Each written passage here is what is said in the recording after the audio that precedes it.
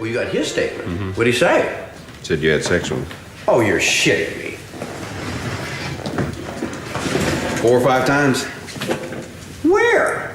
I don't know all the details because I was skimming through all the stuff. And when I came to his... You're kidding me. That's what he's claiming. That's what he's claiming. Oh my God. Everybody wants a piece of you. Jesus Christ. Or everybody claims to have a piece of you. One of the two. And you have his statement? Yeah, we copied it. Send me a copy of that statement. I'm dying to see that. I'll get it tomorrow. Was it a short statement, a long statement? About a page and a half. Okay. Handwritten. Handwritten? Okay. He didn't indicate where this great love affair took place? Yeah, but Mike, I cannot remember it. So. I'd rather know now than later. I'll say. God, I'll say for sure. So I talked to Dave about Dennis, and we're going to rethink. We're going to digest the statements and then rethink as to how to approach it. Okay. All right. Jesus. All right.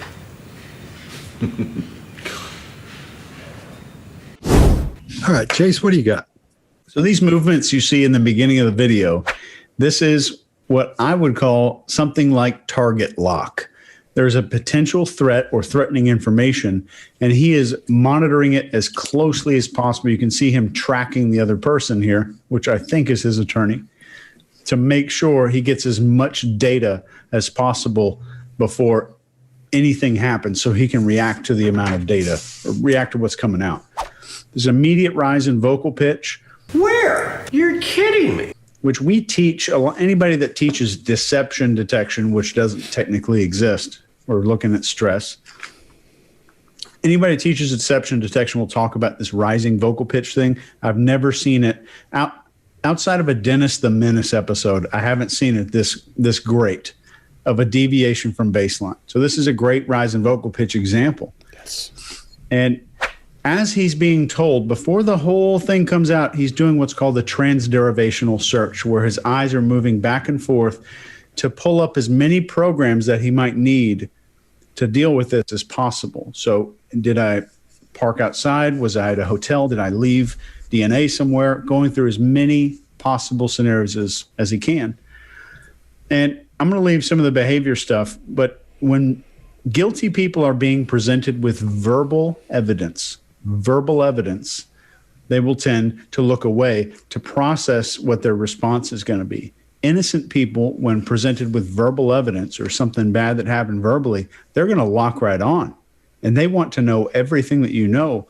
But when guilty people are more likely to look away, according to me, when they're hearing some stuff that's bad.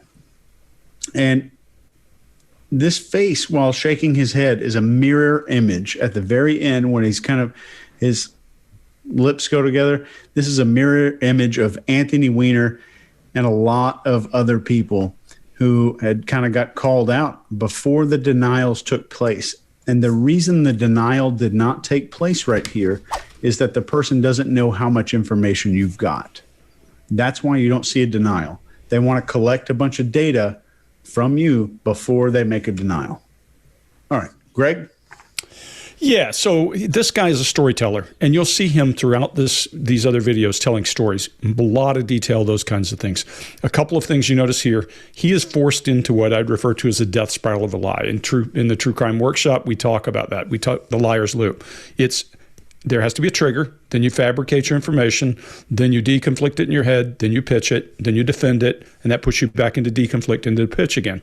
Well, if that happens all on the spur of the moment, you're going to get a hell of a lot of fight or flight. And you're seeing it. That pitch, race, There's a guy named John Lovitz who made an entire career from the 80s until now by one little joke. Yeah, when he would lie. That was his entire career. And this guy is doing it. He's squealing. His voice is raising. Where? You're kidding me. He feigns some shock, like, oh, I can't believe that. He never denies one thing. He never says, not me, that didn't happen. His respiration increases, his pitch shifts. his barriers increase. His blink rate is up, and he breaks eye contact to the right. He's not breaking eye contact to access information. He's breaking eye contact to get away as if he's running. There's no contempt for this in his face whatsoever. And to your point, Chase, I think anytime someone is fishing to see how much you know and not just saying, that didn't happen, that's easy. That person you should be paying attention to.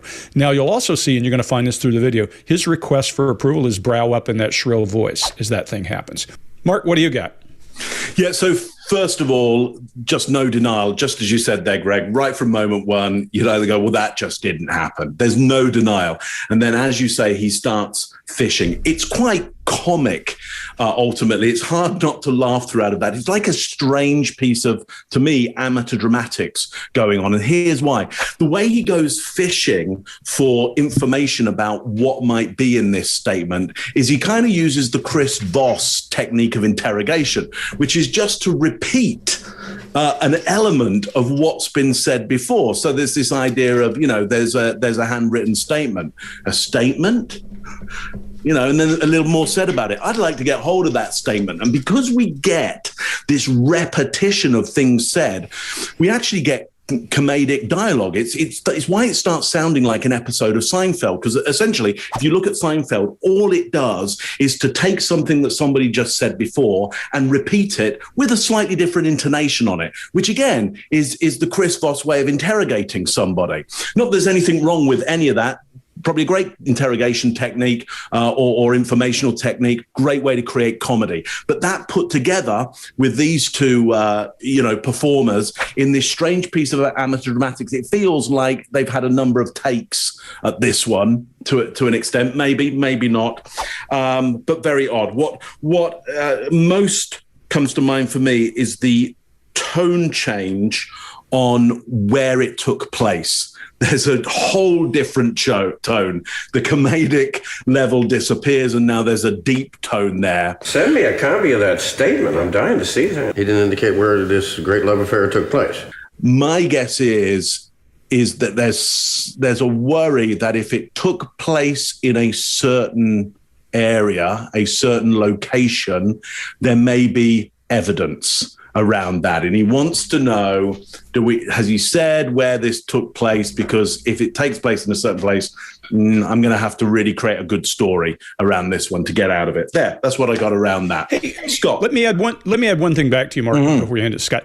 One of the things that I should have mentioned, he is keenly aware of the camera here, whereas in other parts of this, he's telling a story and he doesn't have that. When you're confronted with something, whether it's a first time or not, and you're keenly aware of the camera, that can raise fight or flight in its own way. So that's something for us to pay attention to as well as we go through this whole thing. So sorry, and then I'll hand it back to you. Yeah. So what you're talking about, Greg, is extra face. It's a term I coined when you see extras in movies and TV shows. They're sitting around like this, eyebrows up, and just act like nothing's going on. And when they talk, their illustrators are really, really big, and they're told not to make any noise as they talk.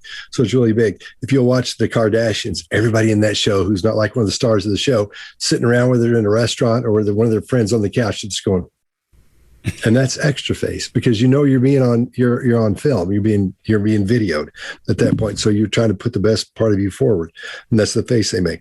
Now, when he hits this Mickey Mouse voice, where? You're kidding me. That I agree with you, Chase. Unbelievable. That is I've never seen that before, never heard that before anywhere else to that level than here. But when he uses the explicative, what happens is his chin comes down as he's saying that, because he's starting to go, oh no, they know, they know. And Mark, to your point, when he's thinking of the stories he got to make up, he needs more information. He doesn't know how, like Chase said, he doesn't know how much information they have up to this point, but he's wondering, which time is this guy talking about? Is he talking about all the times? Or is he talking about one single time? Because what he's in now is what Greg was talking about earlier, when he's trying to get, he's in defend. So what he's done in the liar's loop is he's already pitched. Pitching is where you actually tell the lie, but he's been triggered by him saying, here's this information. And as he gathers this information, he's thinking, I have to come up with something. And then he's deconflicting as he goes along, but he's got to know what he needs to deconflict before he starts giving anything out. That's why he's really not saying a whole lot other than, I want to see that information. Not a whole lot of details about anything. He's backed off because he's thinking, I got to collect information. I got to get as much information. And Mark, what you're talking about is elicitation. Those are the techniques that Chris uses that he's talking about in his book. So he's using elicitation. He doesn't realize he's doing it, but he's using elicitation techniques to get as much information as he possibly can. It's just a natural one. Obviously, he doesn't know, or he may know, but I don't think so at this point. So that's where he is. He's trying to get enough information so he'll know what to defend as he goes back in. All right, that's what I got. We good? One thing. Oh, Chase? In this instance, in most crimes, probably 90%, I made that up, but let's just go with it. In most crimes, the person doesn't know how much you know. And especially as a police officer doing an interrogation, this video, when you watch this video back again, now think of how and why the bait question is so deadly effective. That question that starts with, is there any reason that X, Y, and Z would have seen you do this, or one of your neighbors would have reported this? That question is, in my opinion, one of the most, probably top 3 interrogation techniques in the world. The bait. It separates senior interrogators from junior people who come in and blast out information that's not true and let you know they don't know anything to start with, right? It's the ask versus the tell. Yep. I always add whatsoever. Is there any reason whatsoever? Because that takes it to the wall. Is there any possibility at all when you go through there? And then when you start talking about DNA, it'd be a reason that your DNA would be in that room. Yeah. And they start you say stuff like, like your hair, your eyelashes, some spit when you were talking, like you'd be able to find spit when they're talking. And those eyes will get all big and they'll start listening. So that's a potent tool there. Well, you got his statement. Mm-hmm. What'd he say? Said you had sex with him Oh, you're shitting me. 4 or 5 times. Where? I don't know all the details because I was skimming through all the stuff. And when I came to his, You're kidding me. that's what he's claiming. That's what he's claiming. Oh my God. Everybody wants a piece of you. Jesus Christ. Or everybody claims to have a piece of you. One of the two. And you have his statement. Yeah, we copied it. Send me a copy of that statement. I'm dying to see that. I'll get it tomorrow. Was it a short statement, a long statement? About a page and a half. Okay. Handwritten. Handwritten, okay. He didn't indicate where this great love affair took place. Yeah, but Mike, I cannot remember it. So. I'd rather know now than later. I'll say. God, I'll say for sure. So I talked to Dave about Dennis, and we're going to rethink. We're going to digest the statements and then rethink as to how to approach it. Okay. All right. Jesus. All right. If you like this video, get the full body language breakdown and analysis on our main channel by clicking this video right here.